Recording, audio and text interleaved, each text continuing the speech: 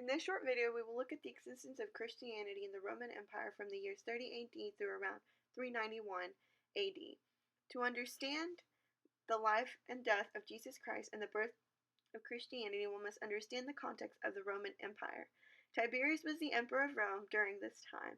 By 30 CE, Rome's empire had expanded to cover virtually all the lands adjacent to the Mediterranean Sea, including the land occupied by the Hebrews.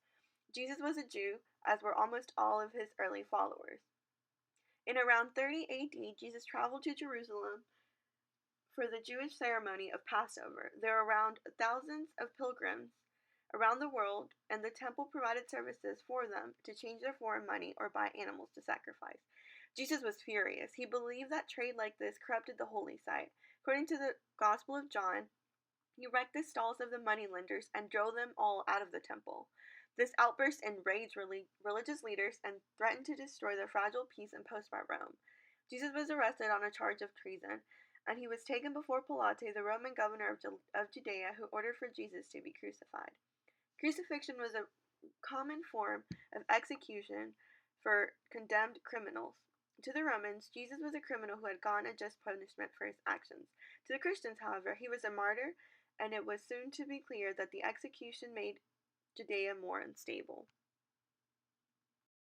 Executing Jesus, the Romans had kick-started a brand new religion that in time would spread across Rome and eventually the world. A few years after execution of Jesus, the gospel began to spread. One man who helped spread the gospel was Paul. Paul was a Jew who converted to Christianity, but first he used to persecute Christians. Paul's journey began in around 40 AD after he declared Christianity a universal religion and spread the gospel throughout the Mediterranean region. By around 49 AD, Paul was preaching in Greece. That same year, Emperor Claudius expelled all Christians from Rome. Tension between Christians and Romans was more and more on the rise, and things were to worsen once Nero came to power. In 54 AD, Nero succeeded Claudius. Nero was a ruthless and ambitious man. In 64 AD, Christians were first and horribly targeted for persecution as a group by him. A great fire broke out in Rome, and this destroyed much of the city. Rumors abounded that Nero was responsible. The following video will briefly discuss the events of the fire in Rome. It was midsummer in the year 64 when Rome burned. The fire began by accident in an oil warehouse. Once the flames began to spread, 6 days of torment tore at the city. In fewer than 150 hours, the fire had turned 10 of Rome's 14 districts into charred lumber and blackened bricks. Now, Emperor Nero wasn't even at home at the time. He was 30 miles to the south. The moment he heard the news, he rushed back to Rome, organized firefighting efforts, even let thousands of homeless families stay in his gardens. But then a rumor arose. The rumor placed Nero in Rome during the fire, dressed in a stage costume, playing his lyre as he watched the city burn. Nero lavished gifts on the people of Rome, just hoping to stop the gossip, but he failed to end all the whispering. So finally, he pinned the blame on an unpopular minority group, the Christians. Now, the Christians were already despised. In a culture that valued what was old, their faith seemed really new. At a time when people prized power, Christians worshipped a crucified miracle worker. Believers in Jesus were different, and so they became scapegoats for the fire that had ravaged Rome. According to the Roman historian Tacitus, Nero fastened the guilt on them and inflicted the most exquisite tortures on them.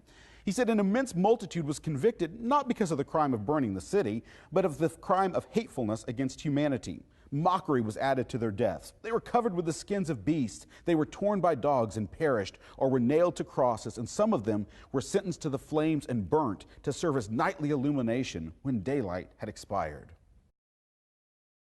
Nero certainly took advantage of the resulting devastation of the city, building a lavish and private palace on part of the site of the fire. Perhaps to divert the attention from the rumors, Nero ordered that Christians should be rounded up and killed. Some were torn apart by dogs, others burned alive as human torches, and for the next few decades. This persecution was general throughout the whole Roman Empire, but it rather increased than diminished the spirit of Christianity. Peace and stability no longer seemed characteristics of the Roman Empire. Jews, led by the Zealots, revolted against Rome and Palestine. As conflict continued, eventually in 70 AD, Titus, a Roman general, defeated the Jews and took over Jerusalem and expelled the Jews. Around 81 AD, a new emperor named Domitian took control again and called for Christians to be persecuted. One of the laws created then stated that no Christian could go unpunished if brought before a tribunal. Several years later, under the Emperor Trajan, the second emperor of five, who would be known as the Five Good Emperors, another persecution against Christians was ordered. He ruled from 98 through 117 AD, and by the time he was emperor, the Roman Empire had reached its greatest size. Trajan aimed for the well-being of the provinces, but their well-being, he believed, was threatened by Christians. In a letter to Pliny, he wrote that Christians were not to be hunted out, although any who were accused and convicted should be punished, with the proviso that if a man said that he was not a Christian, and made it obvious by his actual conduct, namely by worshipping their gods, then, however suspect he may have been with regard to the past, he should gain pardon from his repentance. Even though relatively temperate, the great Trajan became the first emperor known to persecute Christians as fully distinct from the Jews. Things progressively got worse for Christians when another emperor called for the persecution once again. His name was Marcus Aurelius, who ruled from 161 through 180 AD. The cruelties used in this persecution were such that many of the spectators shuddered with horror at the sight and were astonished at the intrepidity of their sufferers. Aurelius would not be the last emperor to persecute Christians. Caesar Galerius was yet another emperor to persecute them. He wanted to exterminate Christians, so in 303 AD, he declared an edict calling for the persecution of Christians. The following video would explore Galerius' edict.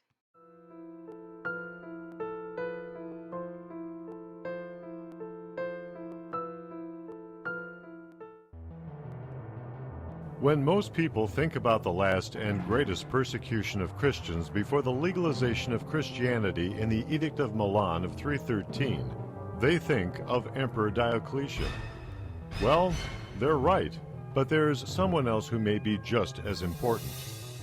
That is Caesar Galerius, the emperor subordinate under Diocletian. The fact is, Diocletian was content to exclude Christians from public service, and did not see the need to put them to death for their refusal to worship the pagan gods of the empire.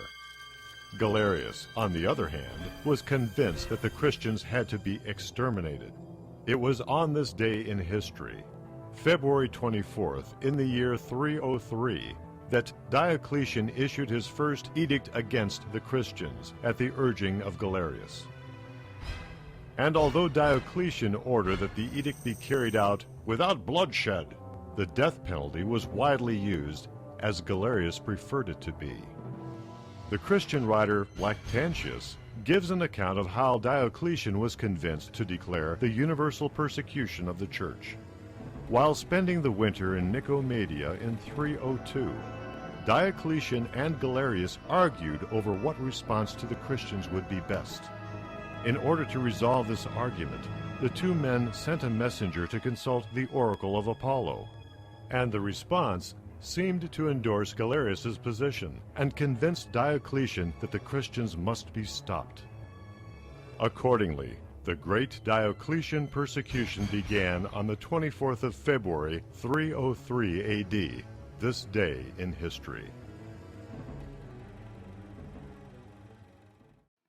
Christian persecution would finally end thanks to Constantine and Licinius.